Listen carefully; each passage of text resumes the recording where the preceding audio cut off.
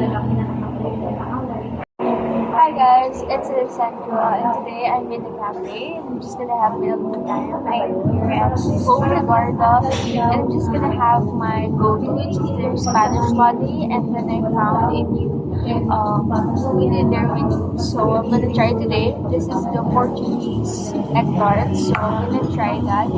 And the reason why I'm gonna vlog today, I want to share something that happened during the first trimester of my third year as a college student.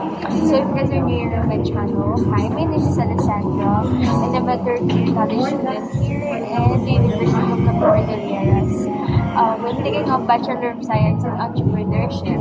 And yeah, so first trimester, yun na yung last trimester ko na madami akong core subjects. And then yung following semesters na is for our business implementation or for other program. It is called the OJT. So, ayun, you know what? I can't help but be emotional. Ngayon na na-realize ko na that I am about to graduate, and being able to do all of this, tapos yung university na nililook forward ko talaga even before pa. It's just so fulfilling, and I feel like because of UC, I've achieved a lot of things. I met a lot of people, and I won't be here today if I didn't try, if I didn't show up. So this term, we struggled to complete 3 papers.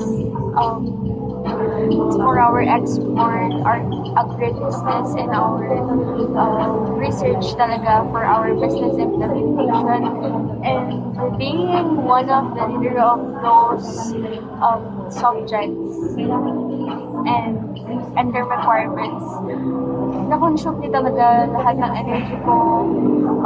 Hindi ako nakapag-upload, hindi ako nakapag-vlog, hindi ako nakapag-interact. Also nice that I know what I'm supposed to prioritize that time. And ngayon na everything is all signed, magpaproceed na lang kami. Iba yung fulfillment na naramdaman ko rin. I just cannot explain kung gaano siya kasaya, kasi all their hard work, though hindi natin maiiwasan na there will always be problems along the way, like roommates who won't reply, pero normal things yun, pero controllable yun if everyone will participate. But hindi naman tayo lahat sila parehos. Ayun. But at least we're here. We're just waiting. And then when I found out na okay na yung grades, and then I saw my checklist, everything is blue highlights. Ewan ko, I feel so proud kasi I'm able to do all of those.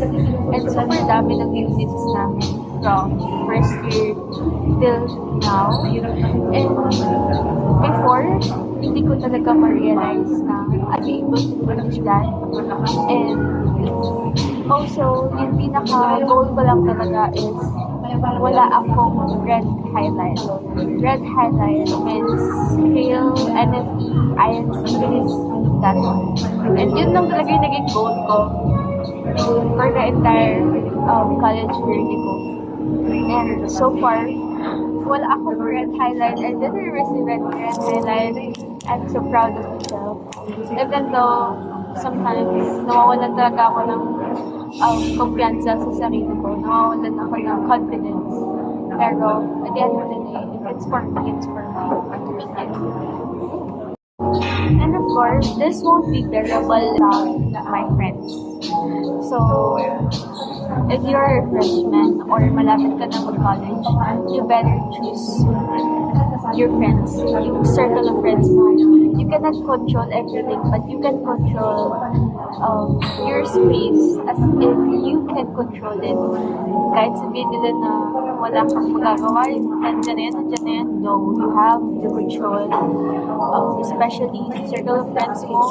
Hindi lang yan maging small. It doesn't have to be like a large group of friends. Pwede nga magiging dalawa lang yan or tatlo. It's okay.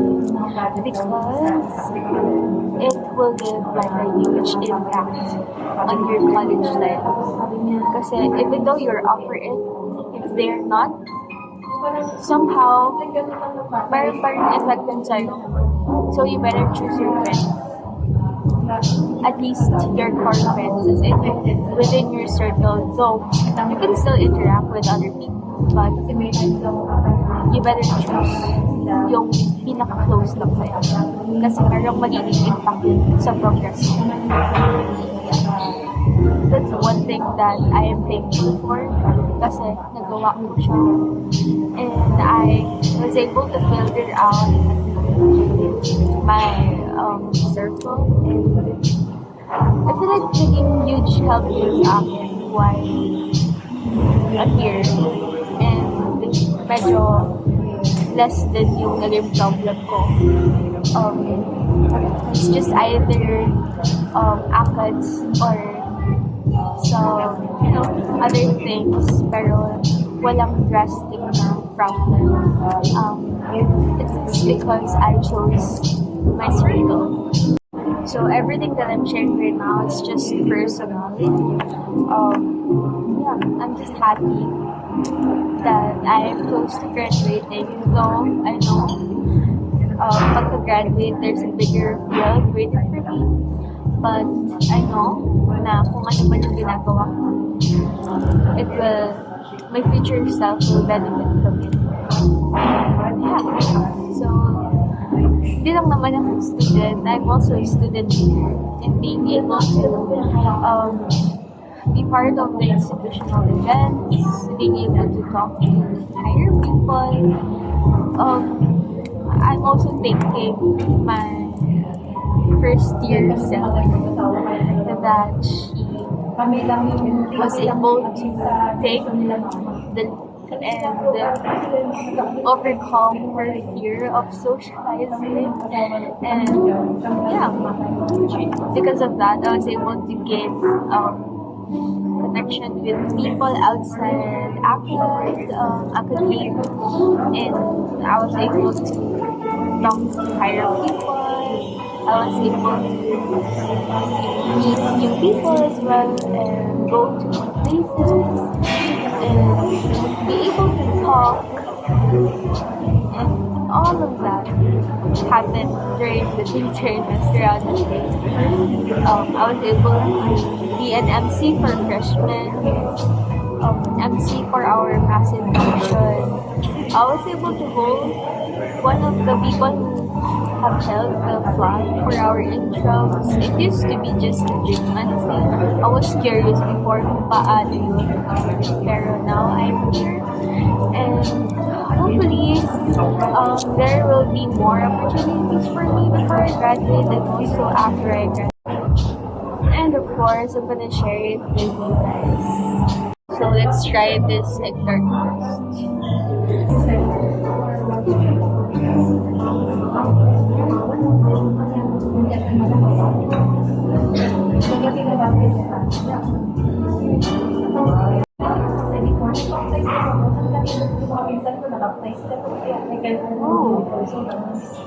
So flaky. I feel like if they're going to release a croissant, I feel like it's gonna be good. It's super flaky and there's layers now. You guys can see that.